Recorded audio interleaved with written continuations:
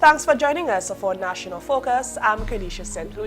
In the headlines, Honorable Prime Minister and the Minister for Finance, Dr. Roosevelt Skerrit, will present the 2017-2018 budget to Parliament on Thursday. Parliamentary Representative for the St. Joseph constituency urges the development of Mero as a tourism hub, and the Dominica Country Conference 2017 officially launched. Stay with us for details of these and other stories after this. I believe in the natural order of things. I believe in the harmony of things. You know, in everything we do, we have to keep it natural. I've been doing farming for now over a decade. My day is very hectic, but I make it light. You know, because I enjoy what I do. I enjoy producing the best quality goods, and to make sure that the people that receive it, they receive the best that they can ever get. Right from the farm, everything that I grow, I process them back into the farm so that these same things that grow in the farm is what protects the farm. Tourism is my business. You know, it's not just dealing with the foreigners that come in, but it's preparing those things that when they come, they can feel and taste the difference in coming to this exotic island. And it starts with the farmer, because we provide the things that they eat, that they taste, that they drink. I believe in my heart that it's my responsibility to provide quality. My name is Tony Alves, and tourism is my business.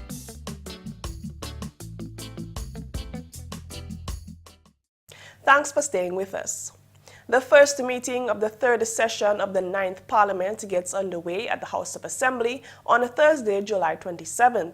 At that sitting of Parliament, the Honorable Prime Minister and the Minister for Finance will seek Parliament's approval for capital and recurrent expenditure for the financial year 2017-2018, amounting to $854,355,783, an increase of $173 million over last year's budget.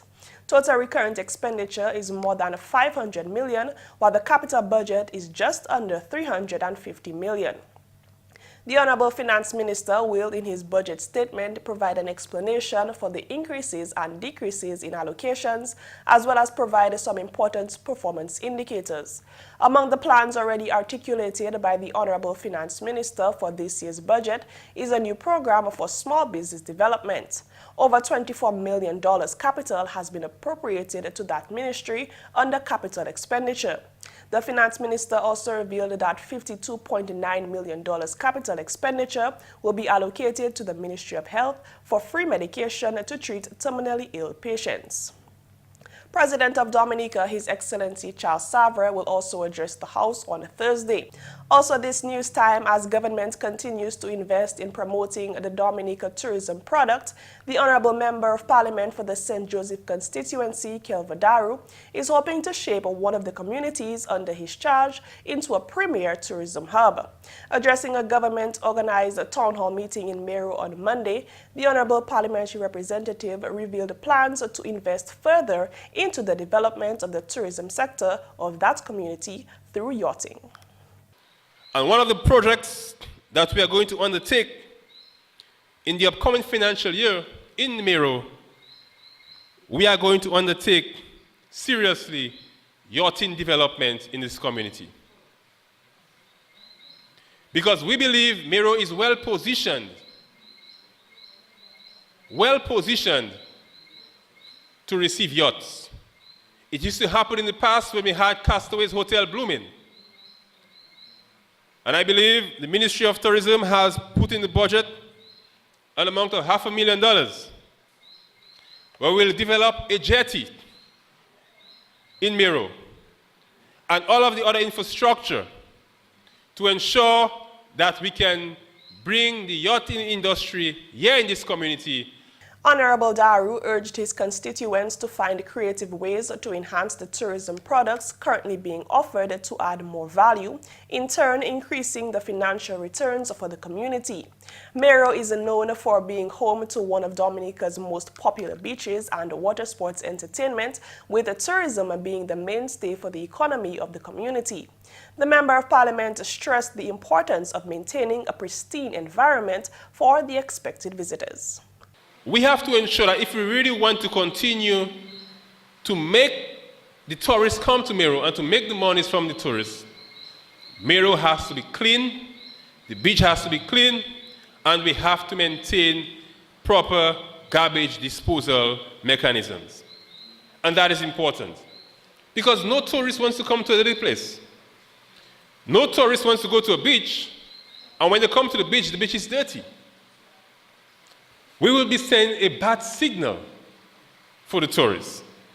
Honorable Darroux reminded residents of the employment opportunities which would result from the development of the tourism sector in the community and called on them as stakeholders to unite for the improvement of the sector. All of the tourism stakeholders here in Mero, we need to put our efforts together and not try to put division in the community, because if one of us suffers because the tourists doesn't come here, all of us will end up suffering. All of our businesses will end up suffering. So we have to look at the bigger picture and put our personalities on the side and look at the bigger picture, and the bigger picture in all of this is Mero. And as the power rep, you have my commitment that I will do whatever it takes to ensure that we can add more value to the tourism product here in this community. In more news, the Ministry of Kalinago Affairs, the University of the West Indies Open Campus Dominica, Leiden University, and other partners will host a country conference under the theme Reclaiming Indigenous Heritage to Define Kalinago Destiny. According to organizers, the Kalinago people have made major contributions to the culture and heritage of the Western Island civilization, evident in every aspect of the island's socio-economic, cultural, and political development.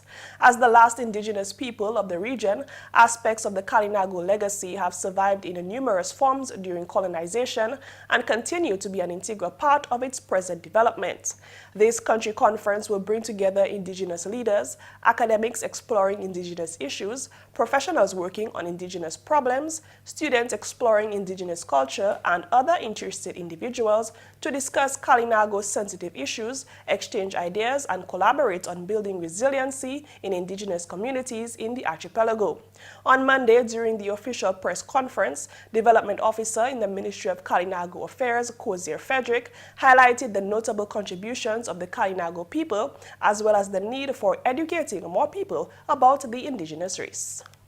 The Creole culture is built on three pillars: an African pillar, a Kalinago pillar, and a European pillar. So there will not be a Creole culture if Kalinago is not part of it. So it's very, very important to cement our existence and to a certain extent make some of us feel guilty that we are discounting the Kalinago aspect of our heritage. And that is in a sense, that's what the purpose of the conference is. It's a gathering of minds, of people who have done work in the Kalinago territory. The major functions, the purposes of the conference is to make us take ownership of our own heritage, and also to enlighten the nationals on the rest of the space. Officer in charge of the UE Open Campus, Kimona Joseph, provided details on the organization of the conference. As I explained in the past, country conferences take two forms. They can either be based on a particular theme, and from this theme, papers are arranged into sessions, or they can be a mismatch of various themes, topics, and ideas that are from a particular country, and they have that common thread of being researched from that country. For Dominica, we prefer to use themes. And so, just as last year when our theme was on food and agriculture, this year our theme will be on Kalinago and Kalinago research. There will be a total of 16 papers, 7 sessions, as well as workshops and an exhibition that will form the 2017 Dominica Country Conference at the Barana Ote. Kalinago Chief Charles Williams called on the Kalinago community to strive always for the development of their people. Think a little less of self and a little more of Kalinago ask what it is that I can do for my people rather than what my people can do for me. Think of the struggles that we have gone through over the last 524 years. Think of the blood of our ancestors that have flowed all over the Eastern Caribbean chain so that we are here today. Ask yourself, why was I born in the Kalinago bloodline? For too often I have heard, if I was there then, what would I do? We are here now reclaiming our indigenous heritage. Let's see how together we can define the Kalinago destiny.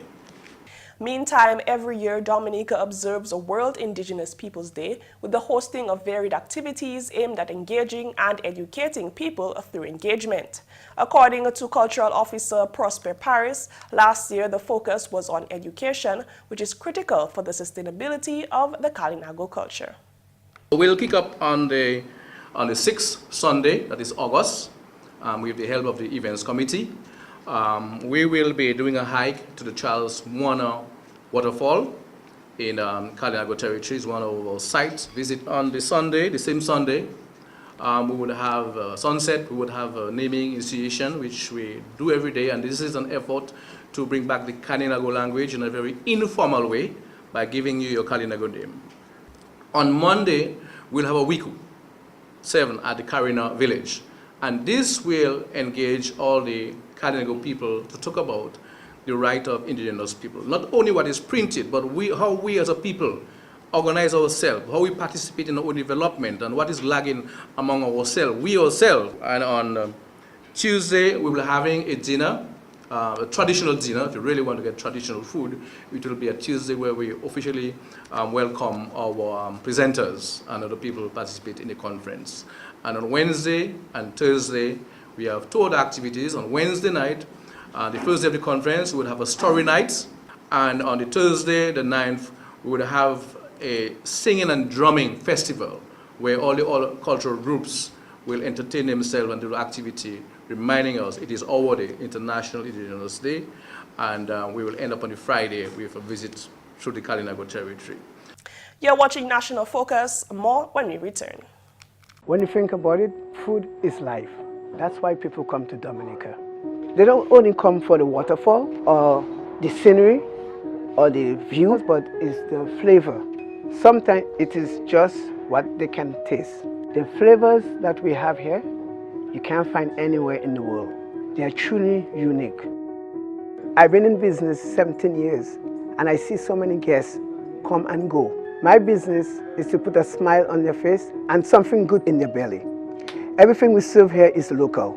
It comes from all over Dominica. So we get fresh lettuce, or vegetable, or fish from Saint-Sauveur, all our product from the farm. Sometimes go on the farm and have them pick. The uniqueness of the experience is in how authentic it is. I heard the taxi driver promoting my plantain chips. I said, that's the best plantain chips you can ever have. I don't have to go and put on TV. Money is not everything, but leaving customer with a smile, friendly service, and they will come back. This is the real Dominica. I'm just proud to be a part of it. My name is Maurice Smith. They call me Rudy. Tourism is my business.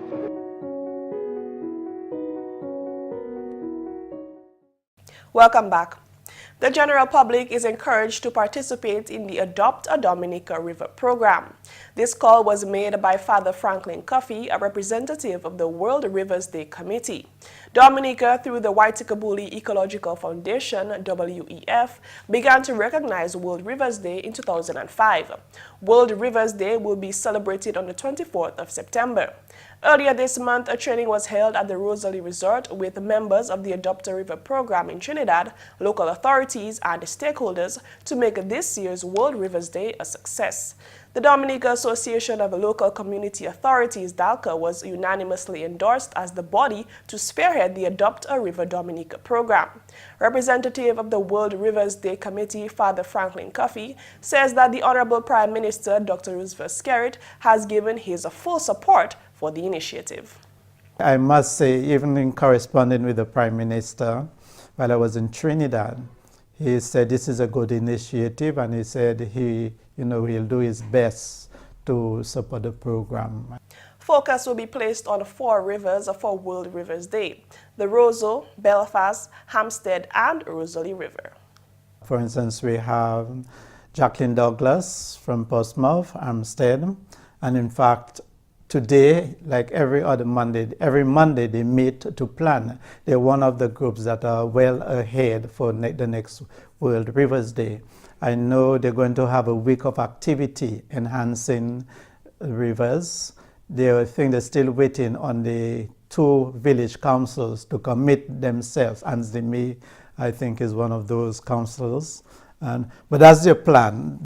The theme for the Adopt a Dominica River program is Join the Pace to Transform Dominica's Face. So many people are already involved, in working with rivers. But I still think we need to do much better than that. We cannot only be benefiting from the rivers and our seas and oceans, without giving back. The Adopt a Dominica River Committee is looking at 2018 as the year of the river, ocean, and the seas. Finally, this news time, the General Nursing Council of Dominica has for some time noticed the difficulty being experienced by student nurses pursuing the Bachelor of Science Nursing degree program at the Dominica State College. This ranged from the inability to pay tuition fees on time and associated costs such as transportation and board and lodge. Thus, the board of the council took the decision to establish the Agnes W. Brooks Scholarship, whereby financial assistance will be made available to help any student nurse needing assistance to achieve their dream of becoming a registered nurse. On Friday, second-year nurse Celine Christopher became the 4th nurse to benefit from this scholarship, which will cover tuition fees for 3 years. The scholarship is valued at $2,700 and is awarded by Roy and Deborah Rule. The scholarship is being awarded by Roy and Deborah Rule, who have partnered with the council to provide financial support to assist student nurses who are in need. We wish to place on record our profound thanks and gratitude to Mr. and Mrs. Rule for their generous gesture. The council hopes that other corporate groups and individuals will partner with us in this venture. The criteria for the award of the Agnes W. Brooks Nursing Scholarship is as follows. The awardee must be a Dominican national, be registered in the generic Bachelor of Science in Nursing program. The scholarship will be based on need. Academic performance will be evaluated, and the awardee is required to maintain a GPA average of not less than 2.5. Jacob also noted that the scholarship recipient should demonstrate aptitude and attitude towards nursing, demonstrate a positive attitude and interaction with peers and faculty, and be engaged in some level of community involvement. Principal Nursing Officer Cesarina Ferrol commended the General Nursing Council for the continuance of this much-needed scholarship program and had words of advice for the scholarship recipients. The Agnes W. Brooks Scholarship is significant and timely and worthy of commendation. I therefore also applaud the General Nursing Council and donors of this scholarship for this very noble gesture. Recipient of the Agnes W. Brooks Scholarship Award, Ms. Celine Christopher. You are challenged to excel in your nursing studies and to live up to the expectations of the profession, even as a student, not only in your academic performance, but in your attitude, delivery of patient care, relationship with the internal and external customers, those are your patients and the public, as well as your colleagues, conduct and deportment, to name a few areas. Farrell also challenged Christopher to be impactful, a change agent, and to make a difference. 2017 Agnes W. Brooks Scholarship recipient Celine Christopher expressed her thanks to the General Nursing Council as well as all those who made her scholarship possible. As a recipient of the Agnes W. Brooks Nursing Scholarship, I take this opportunity to express my sincere gratitude to both the General Nursing Council and the Faculty of Health Sciences for their support. Indeed, I was elated and honored to be the recipient of this scholarship. This form of support has truly motivated me to continue my education in the program. Not only will I be able to better focus on the expectations of the profession, but I'll also learn how to balance my daily activities at a better pace. Overall, I hope to accomplish the BSN program. I am committed to pushing myself forward, especially in academic performance and socializing with my peers. I hope to make you, my family, and myself proud. Thank you for being an advocate and a change agent in my life. Once again, thank you. Coming up next, your tip of the day.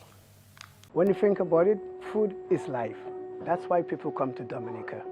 They don't only come for the waterfall or the scenery or the views, but it's the flavor. Sometimes it is just what they can taste. The flavors that we have here, you can't find anywhere in the world. They are truly unique.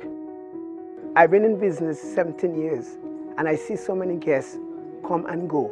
My business is to put a smile on their face and something good in their belly. Everything we serve here is local. It comes from all over Dominica. So we get fresh lettuce, or vegetable, or fish from Saint-Sauveur, all our product from the farm. Sometimes go on the farm and help them pick. The uniqueness of the experience is in how authentic it is. I heard the taxi driver promoting my plantain chips. I said, that's the best plantain chips I ever have. I don't have to go and put it on TV.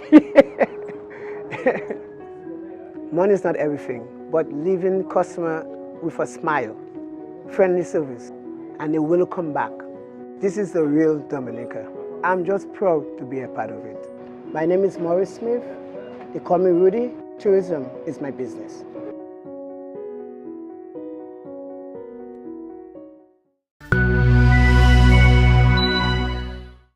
Here are some water conservation tips you can use in your kitchen. When cooking, peel and clean the vegetables in a large bowl of water instead of under running water. Fill your sink or basin when washing and rinsing dishes. Only run the dishwasher when it's full and only use the garbage disposal when necessary. That's all for this edition of National Focus. We always welcome your suggestions and comments.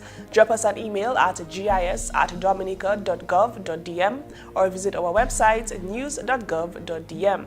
Like our Facebook page, facebook.com/GIS News Dominica, and follow our Twitter at GIS Dominica.